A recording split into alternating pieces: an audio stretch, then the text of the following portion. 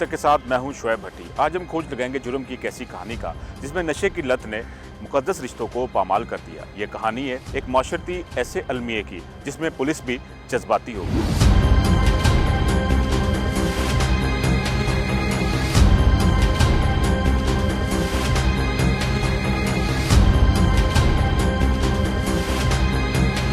ये खोज है माशरे में बढ़ते उस जराइम का जो घर जैसे महफूज आंगन में भी जहरीले सांप की तरह इन बच्चों को डस रहा है। मासूम बच्चे इन रिश्तों का शिकार हो रहे हैं जिन्हें हिफाजत की जमानत समझा जाता था।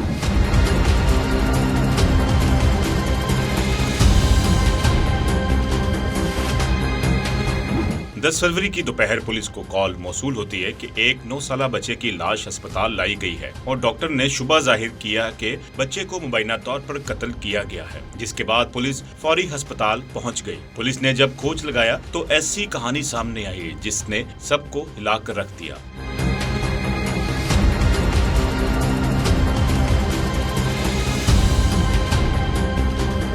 इंचार्ज इन्वेस्टिगेशन टाउनशिप ने खोज अब तक को बताया, जब अस्पताल पहुंचे तो डॉक्टर्स ने बताया कि बच्चे को मुबैना तौर पर गला दबाकर कत्ल किया गया है और ये भी शुबा है कि बच्चे को कत्ल करने से कबल ज्यादती का निशाना भी बनाया गया है।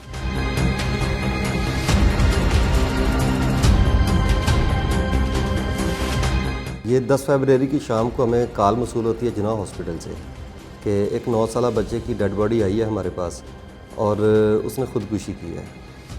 तो वो हम सब के लिए शॉकिंग थी कि 9 साला बच्चे के पास कोई रीज़न नहीं होती खुदकुशी करने की। वो या तो वो कोई एक्सीडेंट हो सकता है या उसका मर्डर हो सकता है। तो हम लोग हॉस्पिटल पहुँचे तो डॉक्टर साहब से डिस्कशन हुई, बाकी लोगों से डिस्कशन हुई, वहाँ पे जो स्टाफ था तो उन्होंने कहा ये अपेरेंटली जो है ये मर्डर लग रहा है, लेकिन जो फाइनल है इसका वो डॉक्टर साहब पोस्टमार्टम के बाद बता सकते हैं। तो इसके जो चचा था और एक दो लोग और थे उसके साथ दोस्त थे, वो बार बार शाउट कर रहे थे कि ये टास्क टेकिंग जो गेम्स होती हैं जैसे पबजी है या दूसरी गेम्स है जिसमें मुख्तलिफ टास्क मिलते हैं आपको, ये उनका शौकीन था। तो उसमें से कोई टास्क मिला है, कोई फांसी का या कोई दूसरा, इसने वो लिया, इसमें उसकी डेथ हो गई है। ये कौन शोर मचा रहा था? कौन कर रहा था? ये इसका चचा था नायाब, यही जो अभी इसमें मुल्ज़म आया है, और उसके साथ उसके दो दोस्त थे। तो वो सब के सब जो है वो वहाँ पे कर रहे थे। तो हमने इन्हें समझाया कि आप एक दफ़ा में FIR दे लेने दें, तो सुबह पोस्टमार्टम में साबित हो जाएगा कि अगर मर्डर है तो हम इसे प्रोसीड कर लेंगे, अगर ये एक एक्सीडेंट हुआ है तो इसे जो है वो हम ख़त्म कर देंगे।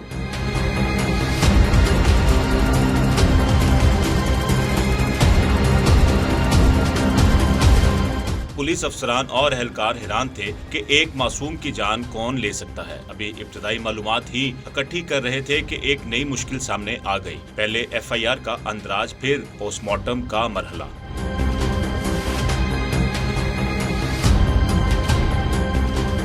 वो FIR पे राज़ी हो गया तो उसके बाद पोस्टमार्टम की बारी आ गई। तो पोस्टमार्टम पे आके फिर इन्होंने रौला डाल दिया, हमने अपने फूल जैसे बच्चे की लाश की बेहरमती नहीं होने देनी। उसमें फिर इन्हें अफसरान ने समझाया, हमारे DSP साहब SP साहब भी वहाँ पे आ गए, तो उन्होंने समझाया कि ये ज़रूरी है, ये आपको करवाना पड़ना है। बच्चे के वालिद को, उसकी वालदा को समझाया कि आपका इकलौता बच्चा है, 3 बेटियाँ 1 बेटा है, तो वही मर्डर हो गया है। तो उसके बाद अब क्या बेहुरमती और क्या ना बेहुरमती, अगर आप उसके कातिल तक ही नहीं पहुँच पाते। तो वो खैर राज़ी हो गया, तो हमने उसकी बॉडी को डेड हाउस शिफ्ट किया।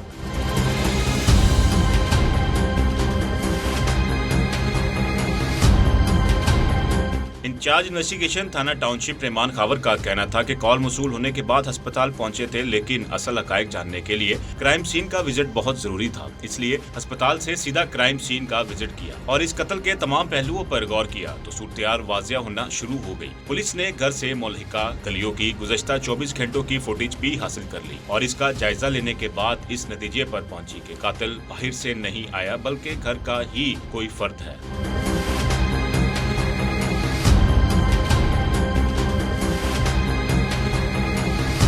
सबसे इम्पोर्टेंट चीज़ थी हमारे लिए जायब कुआं, कि जायब कुआं पे हुआ क्या है, क्योंकि हमें तो बॉडी हॉस्पिटल में मिली है।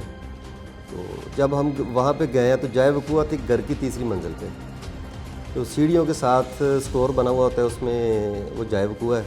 विंडो के साथ 2 रस्सियाँ बनी हुई हैं बस, और साथ वाले कमरे में वालदा लेटी हुई है और साथ वाले कमरे में दूसरे कमरे में बहन लेटी हुई है।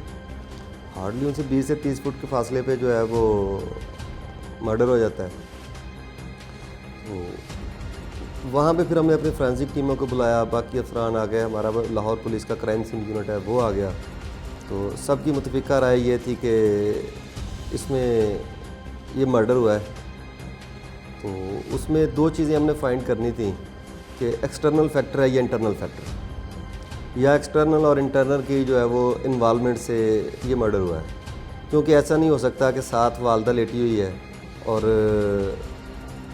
साथ ही जो है वो बाहर से आके कोई बंदा मर्डर कर दे।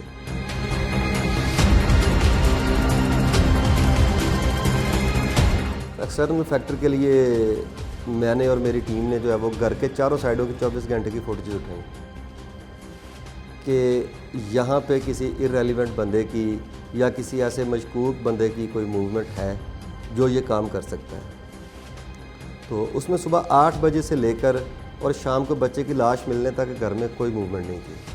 घर की चारों साइडों की चारों गलियों में कोई मूवमेंट हमें ऐसी नहीं मिल रही थी कि जो हम कहें कि ये बंदा जो है ये मर्डर कर सकता है, या ये जो हमारा सस्पेक्शन टाइम है, सस्पेक्टेड टाइम है, इसमें आके ये बंदा काम कर सकता है।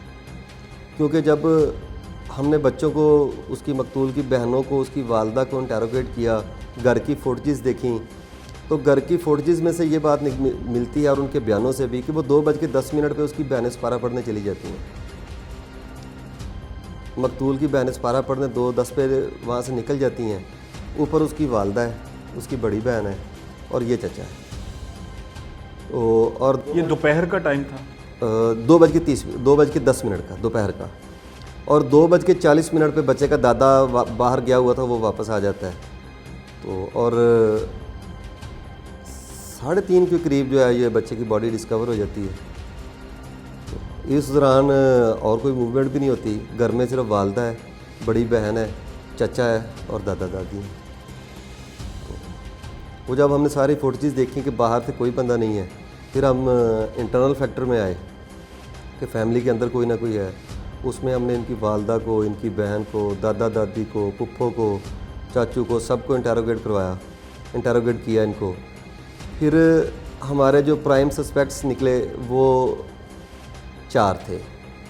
उन चारों में एक तो बच्चे की वालदा और बहन थी, एक इनकी चच्ची थी जिसकी 2 बेटियां हैं, और एक ये जो मुल्ज़म है हमारा ये था। तो इनका हमने सबसे पहले पॉलीग्राफिक टेस्ट करवाया, डीएनए सैम्पलिंग करवाई, और डीएनए सैम्पलिंग के बाद हमने इनका पॉलीग्राफिक टेस्ट करवाया। पॉलीग्राफिक टेस्ट होता है कि उसमें आप जब झूठ बोलते हैं ना, तो आप उसमें पकड़े जाते हैं कि ये बंदा झूठ बोल रहा है, ये सच बोल रहा है। उसमें हमने इनका पॉलीग्राफिक टेस्ट करवाया, डीएनए सैम्पलिंग करवाई। तो इस तरह जब पोस्टमार्टम रिपोर्ट आई तो उसमें था कि डॉक्टर साहब कह रहे थे जी कि इसके साथ शुबह है कि ज़्यादती भी हुई है। तो लेकिन उसको कंक्लूड जो है वो फोरेंसिक से होगा, लेकिन मेरी इनिशियल ओपिनियन में इसके साथ जो है ये ज़्यादती हुई है, कुछ ऐसे आसार नज़र आ रहे हैं। तो जो फीमेल थी वो तो क्लियर हो गई इस मामले में स्टार्टिंग में?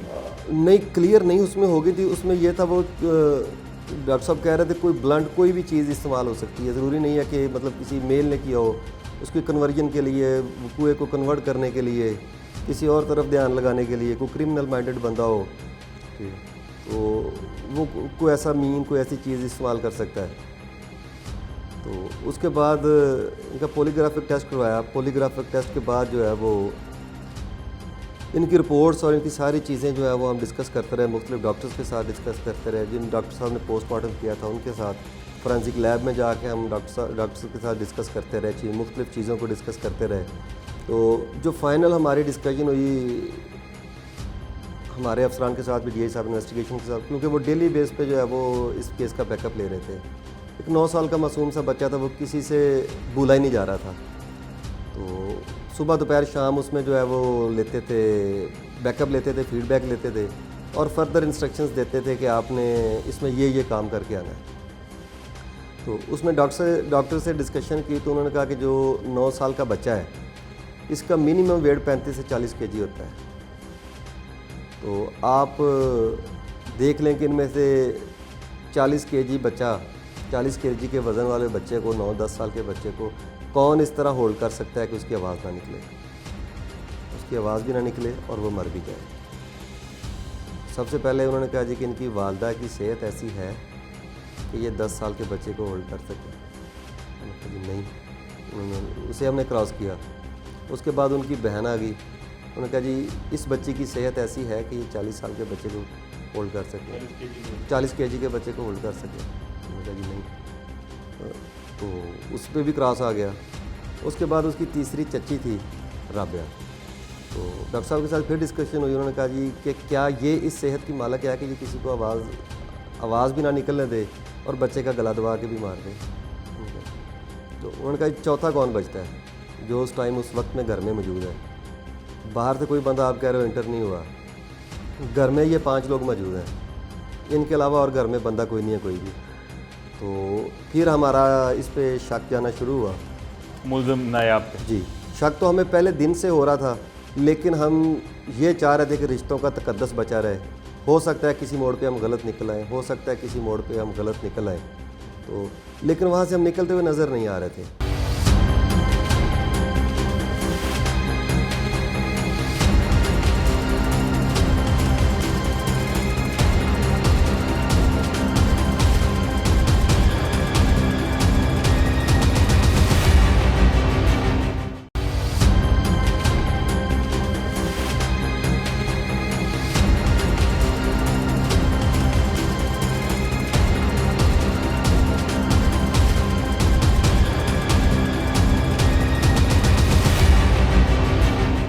शातिर मुलजिम ने पुलिस को गुमराह करने के लिए पहले पोस्टमार्टम से मना किया, बादजा पुलिस को उलझाने के लिए ये कहा कि मकतूल बच्चा पबजी गेम खेलता था, शायद उसको कोई टारगेट अचीव करने के लिए मिला जिस वजह से उसने जिंदगी की बाजी हार गई। पुलिस की जानिब से जब तफ्तीश का बाकायदा आगाज किया गया तो पुलिस ने पॉलीग्राफिक टेस्ट भी कराए और DNA टेस्ट भी लिया, जिसमें ये इंकशाफ हुआ कि मकतूल का कत्ल करने वाला उसका सगा चचा ही है।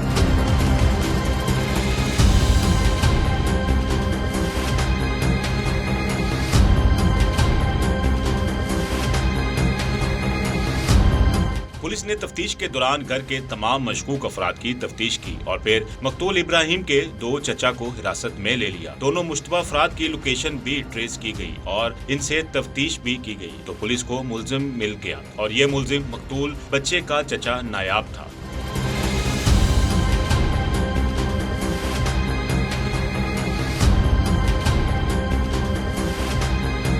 बड़ा दिलखराश वाक़या था। ये 9 साढ़े 9 साल का बच्चा अपने घर में वो खेल रहा था, तो घर के ऊपर वाले पोर्शन में वो खेल रहा था, नीचे बाकी फैमिली मेम्बर्स थे।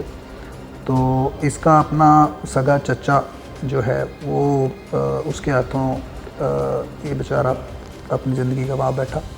तो बड़ा वाकई अनइवन और अनप्लेजेंट वाक़या था ये। पुलिस जब मौके पे पहुंची तो बच्चा जो है वो रस्सी उसके गले में थी और बज़ाहिर ये स्टेज किया गया था कि जैसे बच्चे ने अपने फंदा ले लिया है गले में, को खेलते हुए उसने फंदा ले लिया है। तो एक तरफ से एक खिड़की के अंदर रस्सी बंधी थी, दूसरी तरफ से दूसरी खिड़की के अंदर, तो दरमियान में वो थोड़ा सा उसका नाट लगा हुआ था। तो खैर ये बहुत जल्दी वर्कआउट कर लिया गया कि जी इस तरह से बच्चे की मौत वाकई नहीं हो सकती। पहले उसका गला दबाया गया है और फिर उसको उन रस्सियों के अंदर वो कर दिया गया है। ये बड़ा जल्दी हमने फाइंड आउट कर लिया। आगे वो जो स्टोरी थी कि मुल्ज़िम उसका कौन था, उसके लिए फिर हम काफ़ी उसके लिए तगोदो करना पड़ी, क्योंकि वो ये भी कोई चंद घंटे की स्ट्रगल के बाद इस पॉइंट पे भी हम पहुँचे कि बाहर से कोई नहीं आया, घर के अंदर से किसी ने किया है। तो फिर घर वाले लोगों को हमने इंटेरोगेट करना शुरू किया और फिर बिल आखिर हम नतीजे पे पहुँचे और अल्लाह ने ट्रेस करवाया ये मामला। बच्चे की डेड बॉडी हमने हॉस्पिटल भिजवाई, उसका पोस्टमार्टम कंडक्ट हुआ और उससे पोस्टमार्टम से ये पता चला कि बच्चे के साथ बदफेली भी हुई है और जो उसकी वजह मौत थी बच्चे की, वो भी गला भी उसका दबाया गया था, लेकिन साथ में वो पेनफुल जो उसके साथ कोई काम हुआ था उसकी वजह से भी उसकी मौत वाक़ई हुई थी। तो ये पोस्टमार्टम के अंदर सर्टन हो गया कि उसके साथ बदफेली भी हुई है, क्योंकि मामला था घर के अंदर ही। तो वालद तो नहीं हो सकता था, उसका तो आलमोस्ट 0 चांस था। उसके अलावा जो 2 इसके चचा थे उनका बार बार आ रहा था कि एक चचा की पोजीशन उस वक्त इधर थी, दूसरे चचा की इधर थी। तो वो जब हम सवाल जवाब में जाते थे तो दोनों डाउटफुल आ रहे थे। तो पहले हमने एक चचा को कस्टडी में लिया, उससे इंटेरोगेशन वगैरह कर रहे थे, वो कोई बीच में बैलफ वाला मसला भी हो गया और वो सारी चीज़ें हुई। तो उसके बाद वो वाला जो चचा है, जब हमने वो CDR वगैरह और चीज़ों पे गए तो वो चचा जो है जिसको हमने पहले कस्टडी में लिया था वो नहीं निकला, तो वो क्लियर हो गया। फिर जो उसका दूसरा चचा था उसके मतलब काफ़ी शवाहिद इकट्ठे हुए कि जी उसकी हरकतों से कनात डाउटफुल थी। तो उसको फिर जब हमने पकड़ के इंटेरोगेट किया तो उसकी अर्ली इंटेरोगेशन में भी कुछ चंद घंटे में ही जो है उसने वो कन्फेस भी कर लिया, उसने हमें बता भी दिया कि उसने किया।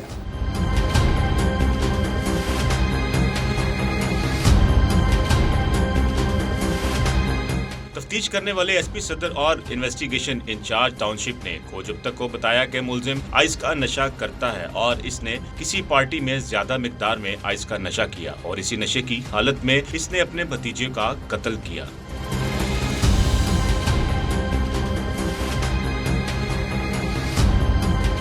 ये आवारागर्द सा आदमी है, नशा करता है। इसकी शादी हुई थी, एक बेटी थी, बीवी को भी मार मार के घर से निकाल दिया। मोहल्ले में रेप्यूट अच्छी नहीं थी, इलाके में रेप्यूट अच्छी नहीं थी। तो एक रात पहले कहीं पार्टी में गया हुआ था, वहाँ पे चर्च और आइस बेताशा पीता रहा। तो उसी नशे में, उसी चर्च के नशे में उसे ये था कि बच्चे जो है वो सारे के सारे मस्जिद चले गए। तो अब कुछ कह नहीं सकते कि वो किस नीयत के साथ ऊपर गया या किन सेंसेस के साथ ऊपर गया कि ऊपर भाभी अकेली हैं या कौन है, क्या मामला है। तो ऊपर जब गया तो उसी नशे की ज़्यादती में जो है वो इसे भतीजा नज़र आ गया। तो इसने ये हरकत कर दी। जब इसने ये हरकत कर दी तो उसने कहा ये बच्चा जब होश में आएगा तो ये मेरा ये करतूत सामने आ जाएंगे सारी फैमिली के सामने। ये घर वालों को बताएगा, अम्मी को बताएगा, बाकी सारी फैमिली को बताएगा। तो मैंने कैसे फेस करना है सबको। तो फिर इसने वहीं पे उसका काम निपटा दिया। ये एडिक्ट है, चर्स वगैरह पीता है, आइस वगैरह पीता है। तो ये उस रात जिस वक्त ये वक़ूआ होता है ना मॉर्निंग में, उस रात ये किसी जगह पे गया, किसी फंक्शन में, वहाँ से इसको आइस मिल गई और वो आइस जो है वो इसने काफ़ी मिकदार में पी ली। अब इसको जो है वो ज़रूरत महसूस हो रही है, कोई बॉडी रिक्वायरमेंट उसकी हो रही है, कोई जना वगैरह की, बीवी उसकी उसके पास है नहीं। और उसने जो है वो ये देखा साफ टारगेट कि एक बच्चा खेल रहा है मासूम सा, तो इसके साथ उसने जाके बदफेली करने की कोशिश की। तो जब वो बदफेली वाले प्रोसेस में उसने डाला, फ़र्श के ऊपर लिटा के उसके साथ बदफेली की कोशिश की, तो इसी प्रोसेस में वो बेहोश हो गया। तो बेहोश जब हो गया वो, उसके बाद फिर इसने वो उसके गले में रस्सी रुस्सी डाल के और वो सारा ड्रामा श्रामा कर दिया कि ताकि आगे किसी को ये लगे कि जी इसने खुद से फंदा ले लिया। तो एक्चुअली उसने इसके साथ रेप की कोशिश में इसका मर्डर कर दिया। सॉडमी के दौरान उसका मर्डर हुआ था बच्चे का।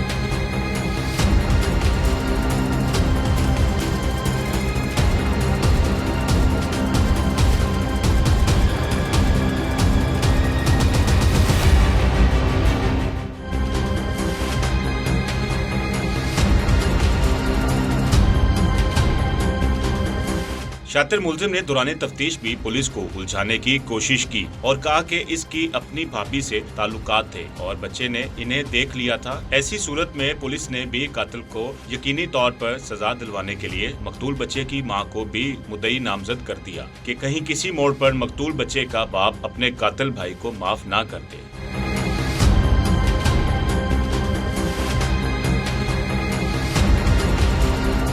बेसिकली हम लोगों ने 5 बंदों का पॉलीग्राफिक टेस्ट करवाया था और जब इसकी बारी आई उसके बाद डॉक्टर साहब ने हमारा बाकी जो अपॉइंटमेंट थी वो कैंसिल कर दी। तो उन्होंने कहा जी कि इसके बाद इन रिपोर्ट्स का वेट कर लें, ठीक है। इसके बाद अगर फिर भी आपकी तसल्ली ना हो, आपको किसी और ज़रूरत हो, तो फिर उन्होंने हमें 2 मई का टाइम दे दिया। शोर था इस चीज़ पे कि नायाब ने ही ये मर्डर किया। उसमें अंडरस्टैंडिंग हम कर सकते थे, डॉक्टर साहब ने क्लियर नहीं बताया। उन्होंने कहा जी हमारी रिपोर्ट आपके पास आ जाएगी, तो हम आपको इस तरह नहीं बता सकते। तो एक being a police officer understanding थी कि इसके माथे पे पसीना आना शुरू हो गया है, ये घबराहट का शिकार है। तो बाकी भी 4 लोग साथ थे। तो उसमें जो है वो सस्पेक्ट के तौर पर ये सामने आना शुरू हो गया था। तो अफसरान की तरफ से, कोर्ट की तरफ से, मीडिया का बहुत ज़्यादा दबाव था कि 9 साल के बच्चे का कातिल अभी तक नहीं पकड़ा गया। इन द मीन वाइल इस बच्चे की वालदा ने इन्हें नॉमिनेट कर दिया कि मुझे शक है कि मेरे बेटे को जो है इसने कत्ल किया। लेकिन इस केस का पहले मुद्दई कौन था, वालदा कैसे बनी? इसका केस का पहले मुद्दई था इसका वालिद। तो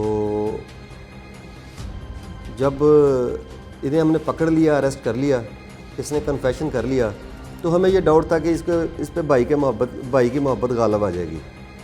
तो ये किसी फोरम पे, किसी मोड़ पे भी ये सुलह करके तो अपने भाई को माफ़ कर सकता है। तो उस माँ का बेटे का कत्ल कहाँ जाएगा? फिर इसमें मुद्दई को चेंज किया आपने, मकतूल की वालदा को? नहीं, मुद्दई को चेंज नहीं किया, लेकिन हमने उनके साथ साथ उनकी वालदा को मुद्दई बना दिया। उन्होंने हमें स्टेटमेंट दी, तो हमने उस स्टेटमेंट को पे जो है वो प्रोसीड करते हुए हमारे अफसरान ने उसे जो है जी अपना मुद्दई के साथ वो मुद्दई बना दिया हमने उसे। अर्ली स्टोरीज़ में उसने ये डाली बात कि जी वो बच्चे ने देख लिया था, वालदा के साथ रिलेशन था, बच्चे ने देख लिया था, लेकिन वो सारी फेक स्टोरी थी, उसका कोई वजूद नहीं था।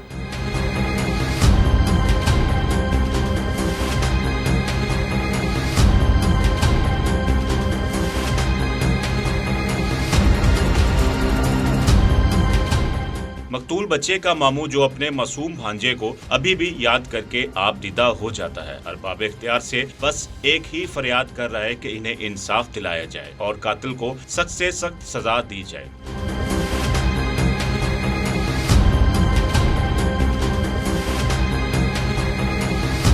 ਵੱਡੀ ਭੈਣ ਜਿਹੜੀ ਮੇਰੀ ਉਹ ਸੁੱਤੀ ਪਈ, ਫਿਰ ਉੱਠ ਕੇ ਉਹਨੇ ਰੋਟੀ ਵਗੈਰਾ ਖਾਧੀ, ਖਾ ਕੇ ਉਹਨੇ ਸਫਾਈ ਵਗੈਰਾ ਕੀਤੀ। ਪਾਣੀ ਦੀ ਬੋਤਲ ਪਈ ਸੀ ਬਾਹਰ ਸੇਂਜ, ਉਹ ਚੁੱਕ ਕੇ ਅੰਦਰ ਰੱਖਣ ਗਈ ਹੈ ਤੇ ਅੱਗੇ ਦੇਖਿਆ ਤੇ ਬੱਚੇ ਦੀ ਲਾਸ਼ ਪਈ। ਉਹ ਦੇਖ ਕੇ ਵਿਚਾਰੀ ਚੀਖਾਂ ਮਾਰਨ ਲੱਗ ਪਈ। ਉਹ ਇਸ ਤਰ੍ਹਾਂ ਹੀ ਚੁੱਕਿਆ ਉਹਨੇ, ਚੁੱਕ ਕੇ ਤੇ ਨੀਚੇ ਜਿਹੜਾ ਨਾ ਡਾਕਟਰ ਹੈਗਾ ਗਲੀ ਦੇ ਵਿੱਚ ਜਾਣ ਲੱਗੀ ਤੇ ਰੈਸਕਿਊ ਤੇ ਕਾਲ ਕੀਤੀ ਉਹਨੇ। ਠੀਕ ਹੈ, ਪਹਿਲੇ ਮੂੰਹ ਨਾਲ ਸਾਹ ਦਿੰਦੀ ਰਹੀ, ਕੋਈ ਸਾਹ ਨਾ ਲਿੱਤਾ। ਬੱਚੇ ਦਾ ਰੰਗ ਹੀ ਨੀਲਾ ਹੋ ਚੁੱਕਿਆ ਸੀ। ਸਾਹਮਣੇ ਵਾਲੇ ਅੰਕਲ ਹੈਗੇ ਸਨ, ਉਹਨਾਂ ਦੀ ਗੱਡੀ ਦੇ ਵਿੱਚ ਲਿਟਾ ਕੇ ਜਿੰਨਾ ਹਸਪੀਟਲ ਲੈ ਕੇ ਗਏ। ਠੀਕ ਹੈ, ਜਿੰਨਾ ਹਸਪੀਟਲ ਵਾਲਿਆਂ ਨੇ ਫਿਰ ਜਿਹੜਾ ਨਾ ਉਹਨਾਂ ਨੇ ਕਿਹਾ ਪੁਲਿਸ ਕੇਸ ਹੈਗਾ, ਫਿਰ ਪੁਲਿਸ ਉੱਥੇ ਆਈ। ठीक है, साढ़े ना होर ज़्यादती रही है, सानू कोई इंसाफ नहीं मिल रहा पाया। वज़ीर आला पंजाब से यही अपील है कि हमें इंसाफ मिले और आइंदा किसी के साथ ऐसा ना हो।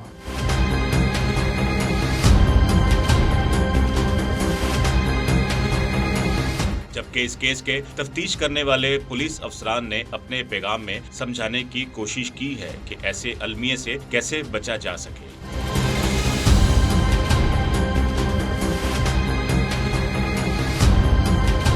ये एक हमारा माशरती अलमिया बनता जा रहा है जी, लेकिन वालिदैन के लिए पैगाम है कि छोटे बच्चों की हिफाजत करें, उन्हें कॉन्फिडेंस दें और इतना कॉन्फिडेंस दें कि वो अपनी हर बात आपके साथ आके शेयर करें।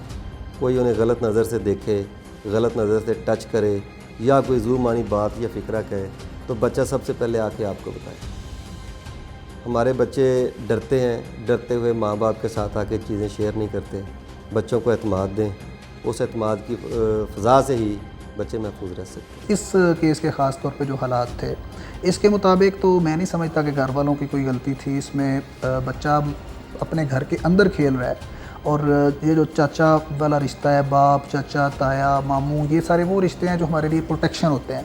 तो जब यही रिश्ते हमें मारने पे आ जाएं, हमारे साथ जुल्म करने पे आ जाएं, तो इसका तो मुझे नहीं लगता कि कोई तोड़ निकल सकता है। लेकिन ये ज़रूर इसमें एक लेसन है छोटा सा कि अगर कोई किसी घर के अंदर कोई इस तरह का बंदा मौजूद है जिसकी फैमिली लाइफ डिस्टर्ब है, तो उसकी फैमिली लाइफ को बेहतर करने के लिए जो हमारा किरदार है वो हमें अदा करने की कोशिश ज़रूर करनी चाहिए। और जो नशा है, इसमें मेन फैक्टर जो है वो नशे का है और आइस का है। अगर हमारे घर में कोई बंदा एडिक्ट है, कोई आइस वगैरह का ख़ास तौर पे कोई नशा करता है, तो उससे हमें बाखबर और अलर्ट रहने की ज़रूरत है। उसको अगर हम मना कर सकते हैं तो ज़रूर करें और नशे से बचने की कोशिश करें।